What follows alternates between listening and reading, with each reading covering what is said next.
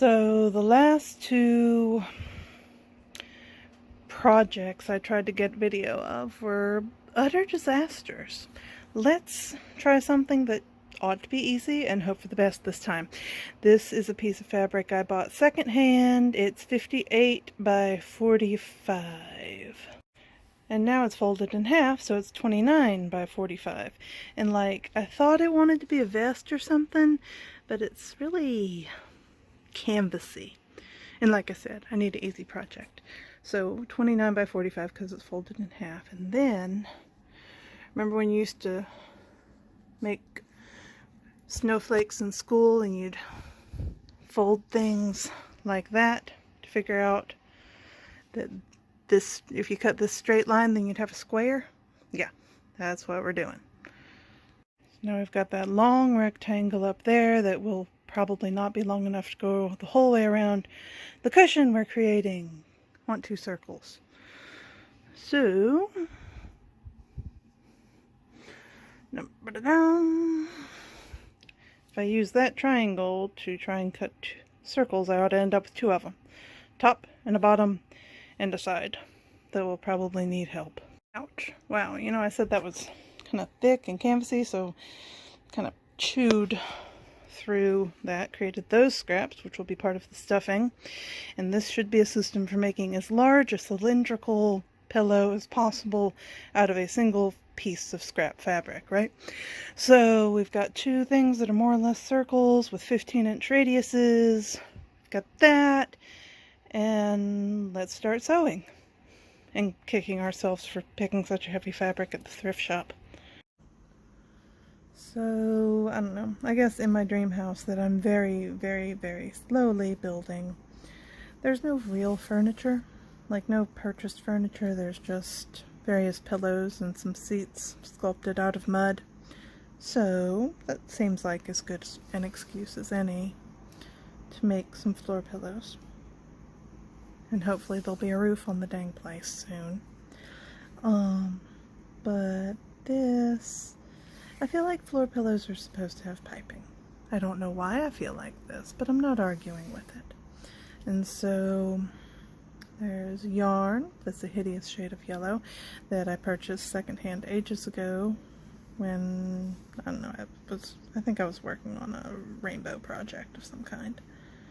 And so took 6 pieces of yarn of random lengths and made a braid, just a 3-strand braid out of it. Ta-da! And like I said, random lengths, because I figured that that sort of texture, if I just randomly add pieces in, won't be something you can feel through the fabric, but knots would be something you can feel through the fabric, right? So, and it's not like I have to worry about it unraveling inside the fabric, right? Seems like. Anyway, sewing piping to either side of the rectangle because we are not worrying about curves yet, because curves are hard. And after that part's done, then we'll move on to, yeah, curves. Rejoice. Opal, what are you doing? What are you chewing on? No, that is a bookmark. Bookmark. Y'all, when I wasn't looking, this thing became enormous. Not quite sure how it managed that. But, as you and I both suspected, the rectangle across the top of that approach to cutting out a poof is not big enough to go around the circumference of the circles you cut with that approach, right? It goes more than halfway around. And so I created a, I don't know, patchwork. This was an upholstery scrap from Scrap Exchange.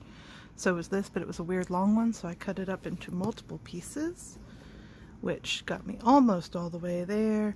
And then there was linen left over from a project, and another piece of linen left over from a project. And look at this tiny little piece. Also, I love, crap, what are they called? The thing where you put the, where you make the edging. those things. I love it. It makes me happy. And okay, the patchwork, I won't lie, the patchwork took a minute to put together. That took longer than putting everything else together, but I love it. And the rest of the pillow doesn't take long. You just are sewing in a big circle a few times, back stitching. So, not a big deal. And yeah, around and around we go. See, look, isn't that cool? It's gonna look so good when it's done and be so enormous. And here is the part that's not sewed up yet. See, the piping is in there, and then in a minute I'll sew this up 2 or 3 times. But for now, the gaping maw of the ottoman poof pillow thing. So we all have plastic bag stuff somewhere from back before we started using reusable grocery bags, right? And they sit there and look at us accusingly, and we curse their existence. Well, somebody online suggested using that for ottoman stuffing. And this will absolutely swallow every plastic bag I've ever used.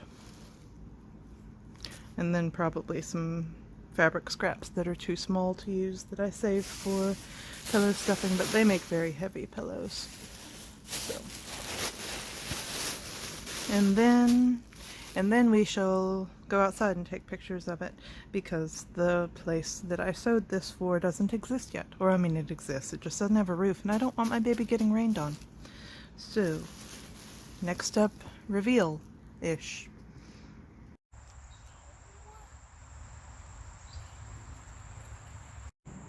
So clearly my child thinks I'm bonkers, and clearly it could use some more stuffing. It shall get more. It shall get all of the future plastic bags, and that shall be most excellent. What do you mean that I'm going bonkers? You're objecting to being used as a prop, yes? I'm pretty sure most people would in my situation. all right, you're excused. Thanks. So, like I said, could use some more stuffing. And it shall get all future plastic bags until it is all full, and then I shall be able to start a new one, and that will be awesome. Figure like bread bags, and that bag the rabbit's hay comes in. I've felt so guilty about throwing them away, and now I have a purpose for them. It's awesome. So now this is going inside. Child has agreed to use it at her desk, which is a very low desk. It's more like a coffee table. And that's even better.